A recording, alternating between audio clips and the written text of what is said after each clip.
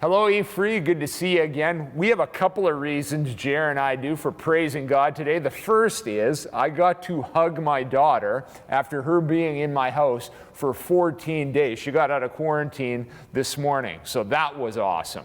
That's so good. Yeah. So good. And the other reason is you and I get to hang out together.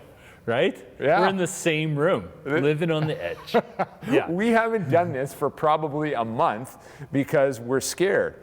If you and I have to go into quarantine, then that means Luke Watson has control of the preaching for the next 14 days at least. So we wanted to make sure we avoided that, but we're taking that risk today. You know what? I would even preach in my PJs from my little webcam or something to avoid that's that. right. But church, I want you to know this one thing, that our mission and our vision here hasn't changed because our Jesus hasn't changed. Jesus, it says in Hebrews chapter 13, verses 8, is the same yesterday, today, and forever. And because Jesus never changes, that means our mission never changes, our vision stays the same as well. And our mission is this: we love God, love one another, and love our neighbors so that people become passionately committed to hearing and obeying God and teaching others to do the same. Yeah, that's right. And so I am convinced, E-Free, that God has prepared us for such a time as this. God has given our board this mission and vision. Our staff is 100% on board. You guys as members and participants in this church.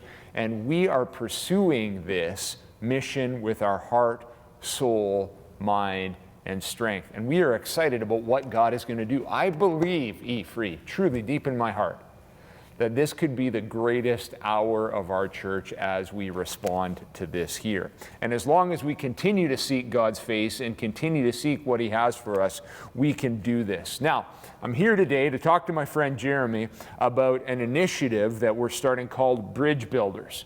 Why don't you talk to us just a little bit about that, and Jeremy, just sort of give us the foundation for this. Yeah, it comes right out of our mission. To love one another. It comes right out of Jesus' command in John chapter 13, verse 34 and 35. So now I'm giving you a new commandment. Love each other just as I have loved you. You should love each other.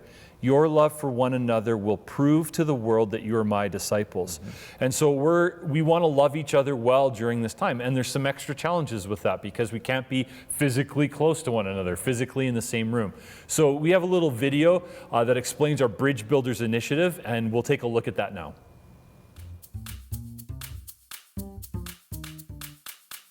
Are you looking for a way to connect with our church family? Do you have a spare 1 to 2 hours a week? We're looking for bridge builders to reach out to 4 to 8 people. This could be as simple as a phone call once a week to check up on people so no one falls through the cracks. We want to ask people, how are you doing? Do you need anything right now?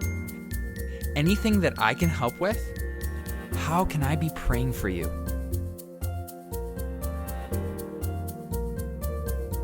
Overall, we want to love people because Christ first loved us, and we want to build a bridge to them because Christ built a bridge to us.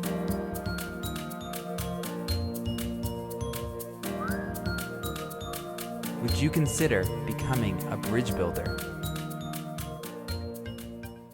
Jer, we're longing to connect everyone in our church. That's essentially what we've just seen right there. So can you explain it a little bit more in detail about what we're going to do? Yeah, and we all long for connection. We all long for relationship and community. And again, there's these challenges that are placed to that. Thankfully, we have some technology that lets us overcome some of those things. Right. But we still want to have that personal connection. And so the beginning of our Bridge Builder initiative is to connect people in the church and to make sure that we connect everybody.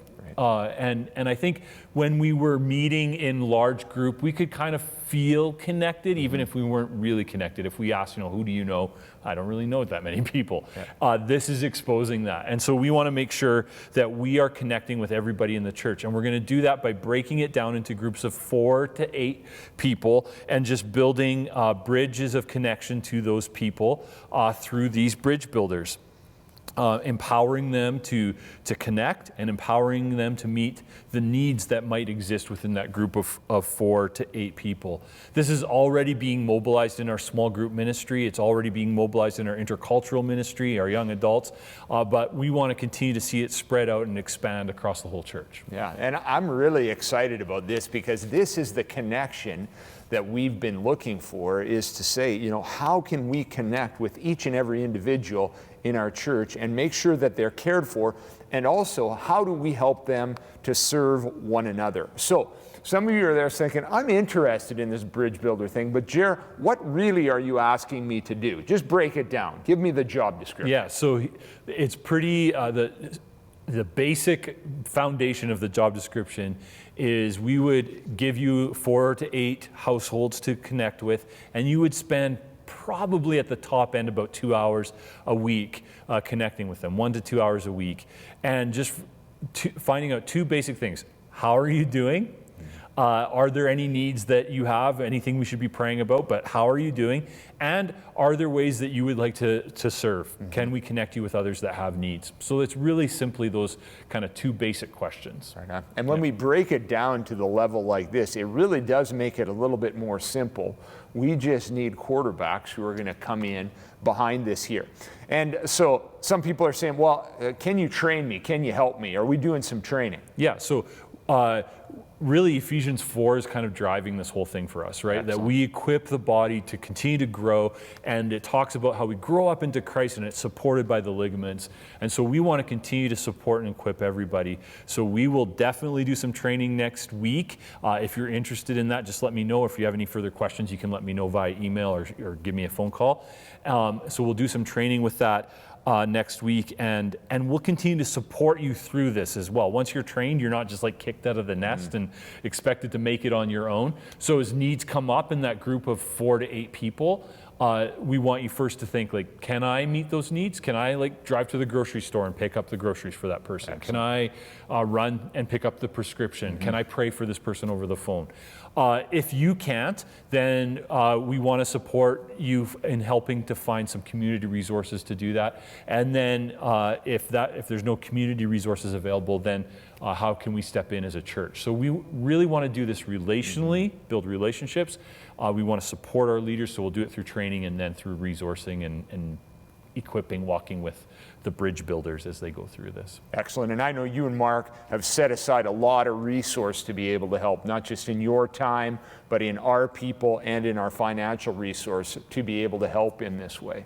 So literally, how many people do you think it's going to take to do this? How many do we have, and how many more are we looking for? Yeah, so we think that we have somewhere around 1,700 households represented in our Wow. church directory. Excellent. So if we were going to break it down to groups of 8, we're looking for about 200-ish bridge builders to make this happen.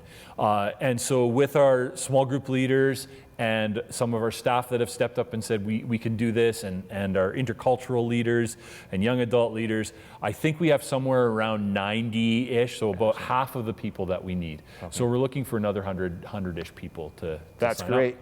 So what we're doing is we're just saying, hey, are there 100, 110 of you who are watching this right now who say, yeah, I would have the capacity, 1 to 2 hours a week, I could call 4 to 8 people and just connect with them.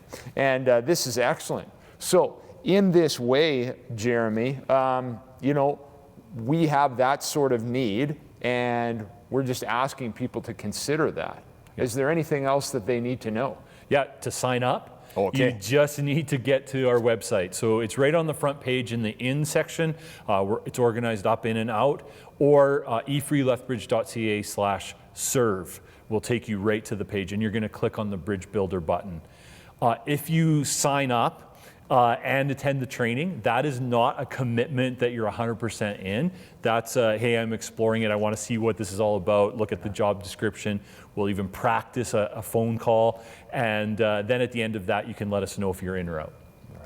Good. Church, this is one of the calls that we're asking you to consider carefully as we seek to love one another. This is a way that we as a church can move and can connect everybody in our body, and we can accomplish that verse that Jeremy has laid out. By this, all men will know that you are my disciples if you love one another. So once again, church, step forward into this. Say, yeah, I can do this. I'll be a part of this. And let's fulfill the love of Christ in this way. May God continue to bless you, E-Free, during this time.